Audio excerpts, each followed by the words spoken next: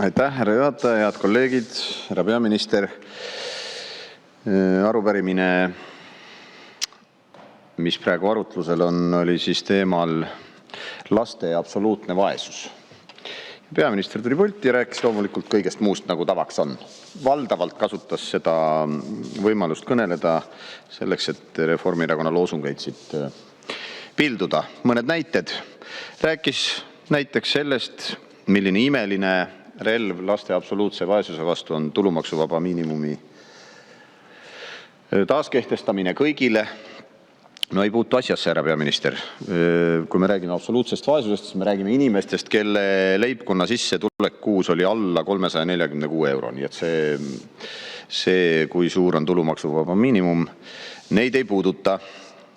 Peaminister rääkis palju ka majanduskasvust ja sellest, kuidas see aitab kõiki inimesi, ja koos sellega rääkis eelmistest valitsustest, kes tema väitel on kõike halvasti teinud. No meenutagem siis seda vaadet lähiajaloost.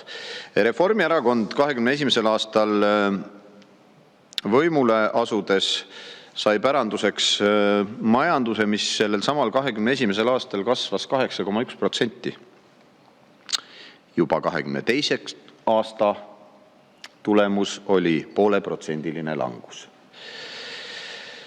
Ja kusjuures see langus on kuni siiani jätkunud ja kui nüüd meenutada neid aastaid 21 ja 22, energiakriis ja muu, siis need otsused, mida toonased valitsused tegid, kellel huvi on, võib lapata Riigikogus olnud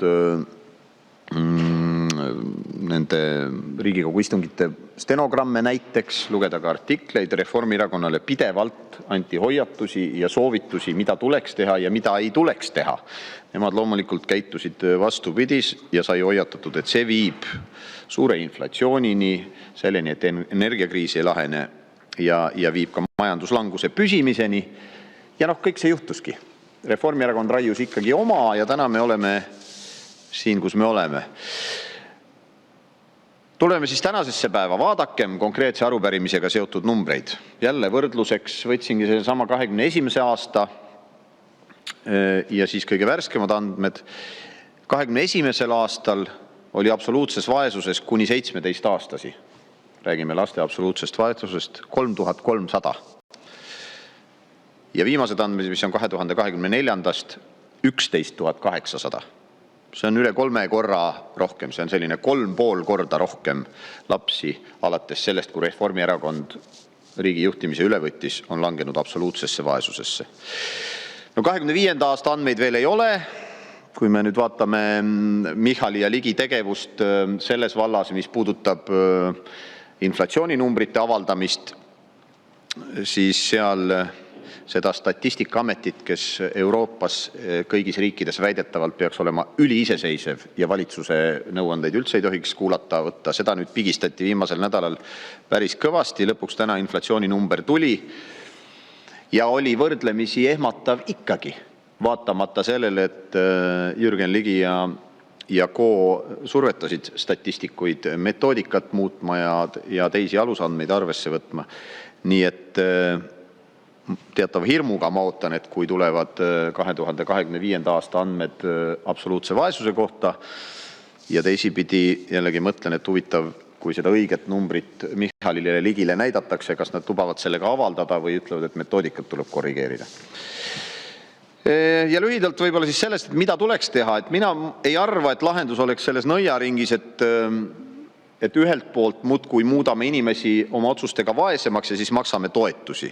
Et kui me vaatame nüüd viimase aja maksupoliitilisi otsuseid, siis selgelt on tegemist regressiivsete maksudega. Siin käibemaksu tõus, võitlus selle vastu, et toiduainete käibemaksu alandada, aga näiteks ka automaks, mis lastega peresid mõjutab tunduvalt rohkem kui lastetuid. Ja kui me jätkame siin rohepöördega, mis eluks vajalikud baasteenused nagu elektrivalgus ja küte pidevalt kallimaks teevad, siis võib peaaegu et 100% kindlusega väita, et kuigi suur majanduskasvu number võib näida hea, siis seal absoluutse vaesuse osas lähevad asjad halvemaks. Nii et minu soovitus on valimised ei ole kaugel, inimesed, vahetame selle valitsuse välja. Aitäh! Tänan teid aja tõhusa kasutamise eest!